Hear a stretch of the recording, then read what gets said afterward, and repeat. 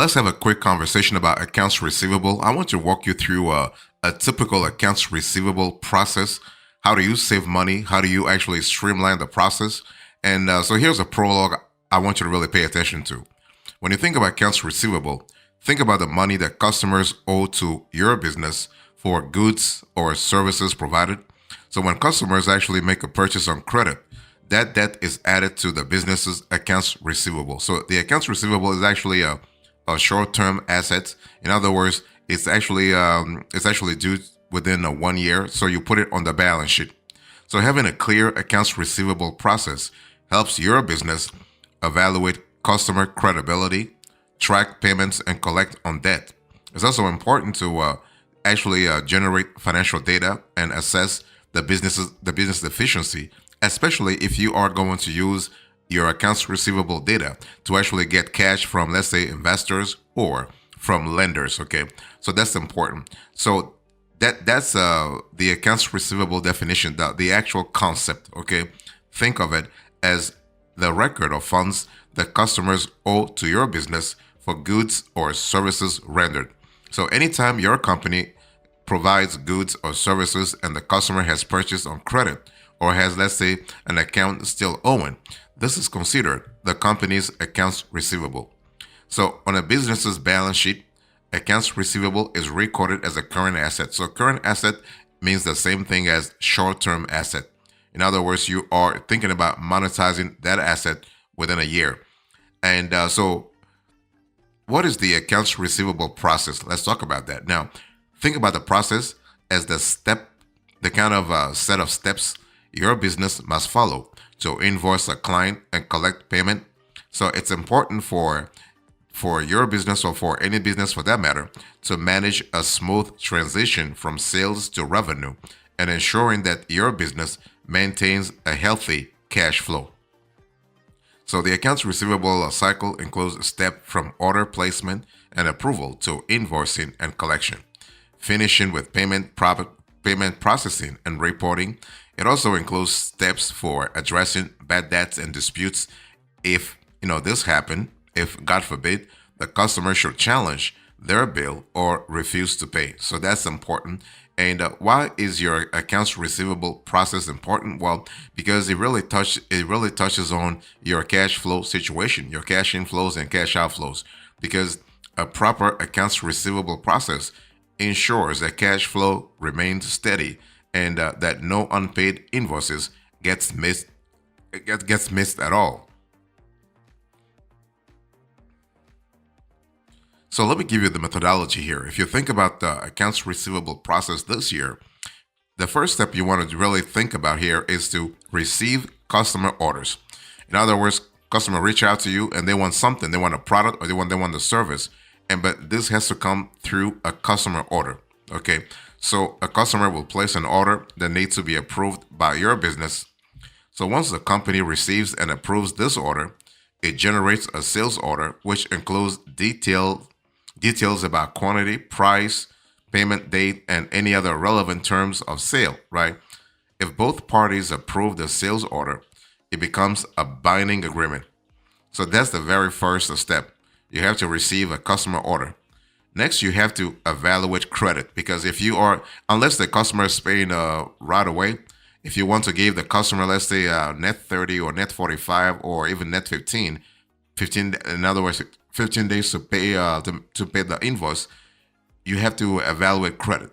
So before delivering any goods or services, you want to make sure the customer is credible. And this is particularly important for large orders with a high value. So you also need to evaluate a customer's payment history to actually check for credibility. You can check the customer's Paydesk score. You can go to Dun and Bradstreet, which is really a database that actually checks customers' credit. So this is actually a credit agency, Dun and Bradstreet. So you can check the customer credit score, or you can go to Equifax or even Experian. So once your business assesses customers' credit, it has the option to approve or deny their order, and it can also choose to offer different payment options if credit is denied. So for recurring customers, Some businesses choose to waive this step if they have a trusted relationship with the customer. So everything is based on trust, right? It's all about trust, and so business credit or credit worthiness has to deal with trust when it comes to paying financial debt, or when it comes to paying financial obligations in general.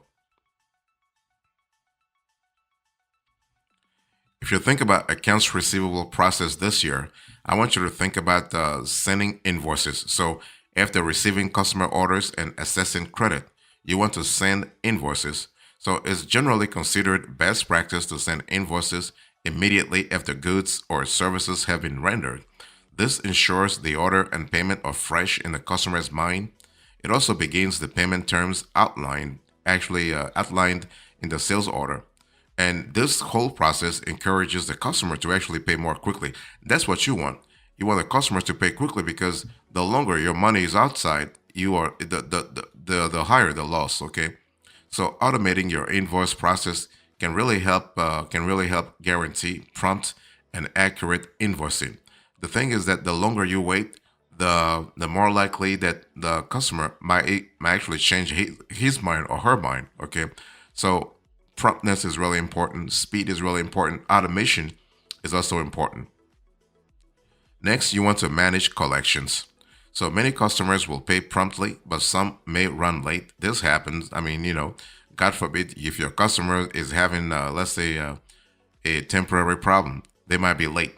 So having a clear process for managing overdue payment collections ensures that you have the proper documentation if you need to seek formal collection support. So you want to set up, and you have a lot of ways to do this. By the way, you can set up a system of late payment reminders on a set schedule. For example, reminders for 1 week, 2 weeks, and 3 weeks past due. It's actually also best to send a general reminder for the earliest contact, and then include more formal documentation if the customer continues to ignore payment. In cases where the customer refuses all contact and payment, your business may actually choose to sell the debt to a collections agency as a last resort. So that's really important from a flexibility point of view. Now, one thing I want you to also remember here is that when you think about managing collections, you always have to think about the kind of relationship you want to maintain with the clients. If a client is having problems actually paying your company, you have to ask yourself: is this client a does this client have a long term potential, or does this client really not show any potential at all? Because if you want to really cultivate a long term relationship with clients, you have to be very careful about how you manage collections. Next, you want to write off bad debts.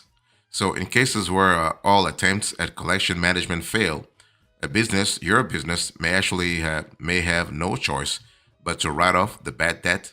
And it can be really helpful to have an established timeline for when your business considers, let's say, unpaid invoices to become bad debt.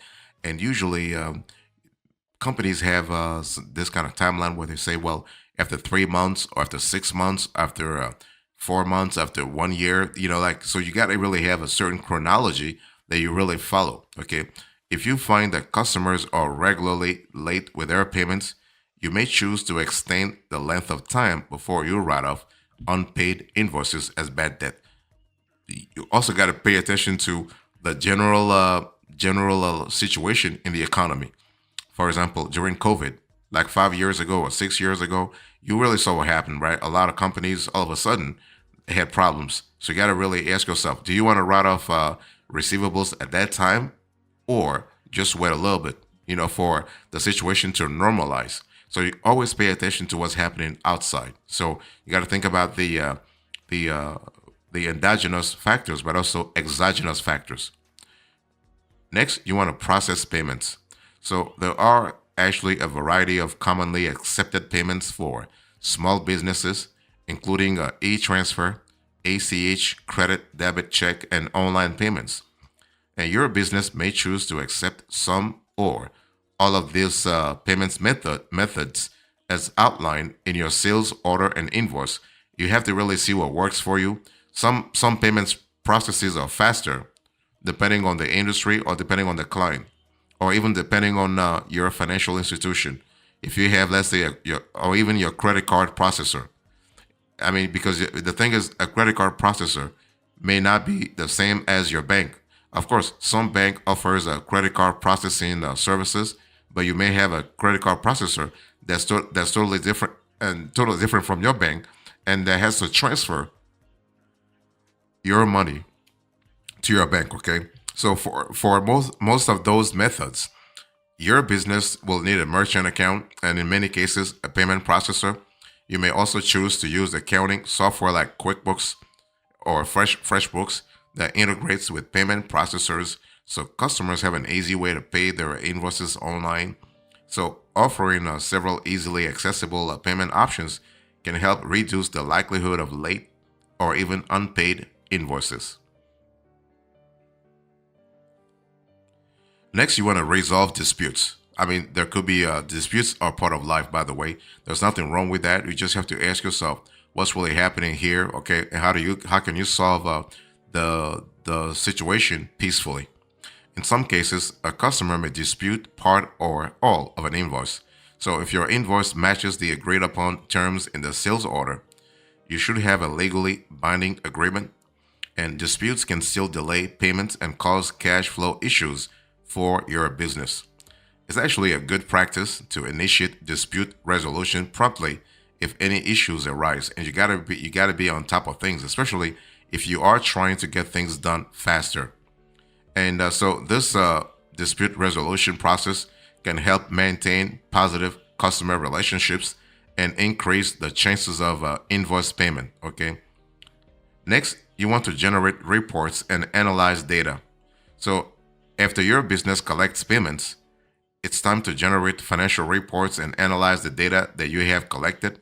So, regularly reviewing these reports helps ensure that all outstanding invoices are accounted for and that no unpaid debts have gone missing. And you want to really be on top of that. Now, most businesses produce reports on a monthly basis.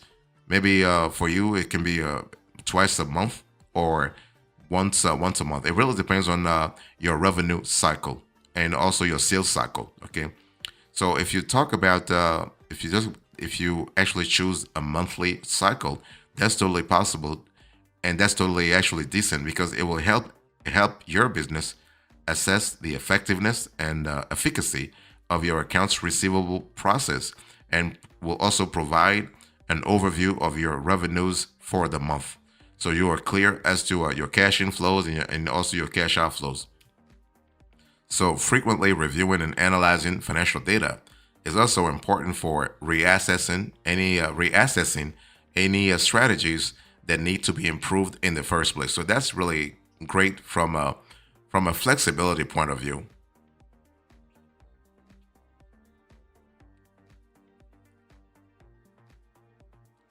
So I just give you the 8 steps you need to really pay attention to when it comes to the accounts receivable process. Now let me give you a few extras for you to really streamline your operations even further.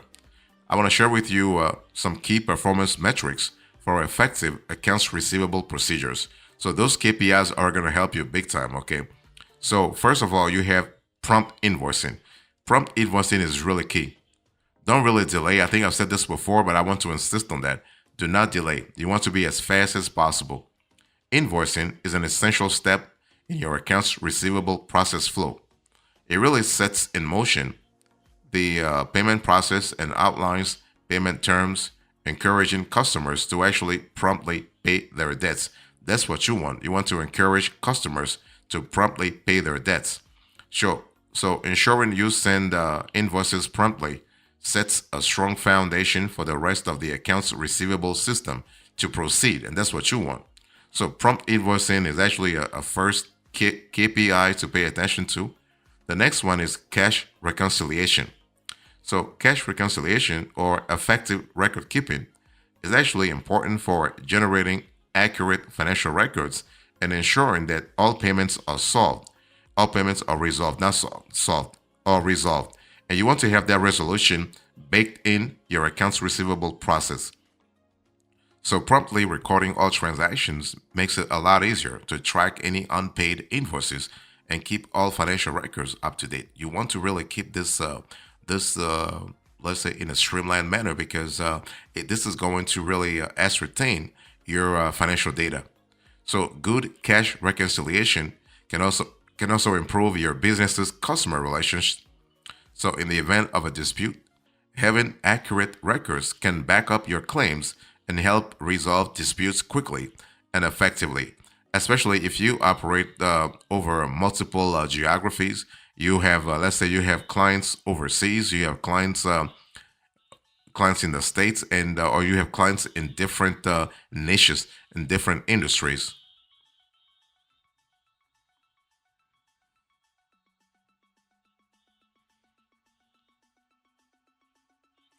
Another KPI that I want you to pay attention to is automation and scalability. So, as your business grows, the volume of accounts receivable payments that you process will increase. So, you want to establish a system that can actually grow seamlessly alongside your business.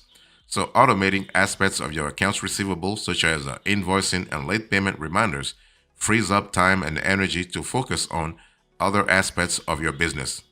And effective automation tools not only support scalability, but can also improve accuracy and efficiency in your billing process. You also have collections efficiency indicator. So CEI, collections efficiency indicator, relates the number of successfully collected debts to the number of total debts. And a high CEI rating indicates that a business's accounts receivable process is effective in collecting customer payments. CEI is an important metric for demonstrating that a business can maintain a seamless cash flow process. It also indicates that your customer credit assessments is actually effective because if you think about it, you have a higher ratio of paid invoices to total invoices. So be careful there. You also have day sales outstanding. So day sales outstanding or DSO actually measures the time it takes your accounts receivable team to collect an invoice payment. It's actually a valuable indicator for assessing the efficiency of your collections process and the credibility of your customers. So a low DSO, that's what you want. A low DSO means that customers are paying promptly after receiving their invoices and that your team is quickly processing the payments. This correlates to a good cash flow process and lowers actually the amount of bad debt that you have to write off. You also have number of accounts receivable open. So this metric measures how many ongoing accounts receivable your business has in a given period. So closing accounts receivable translates to more payments being resolved. Having accounts receivable remain open indicates ongoing disputes, unpaid invoices, or attempts to resolve bad debt. So the goal here is what? The goal is to have a lower percentage of accounts receivable remain open. So tracking this metric can help your business assess areas where it can improve its accounts receivable process. So that's important. So the thing is that you have to really also think about automating your accounts receivable if you're trying to really save money. Okay, the cool thing is that if you are interested in accounts receivable automation, you want to really maybe have a software to kind of help you out, automatically generating invoices, tracking overdue payments, sending late payment reminders, digitizing payment processing, maintaining data security, updating for compliance regulations, generating financial statements, reports, and analytics, and offering self serve tools for customer support, among other things.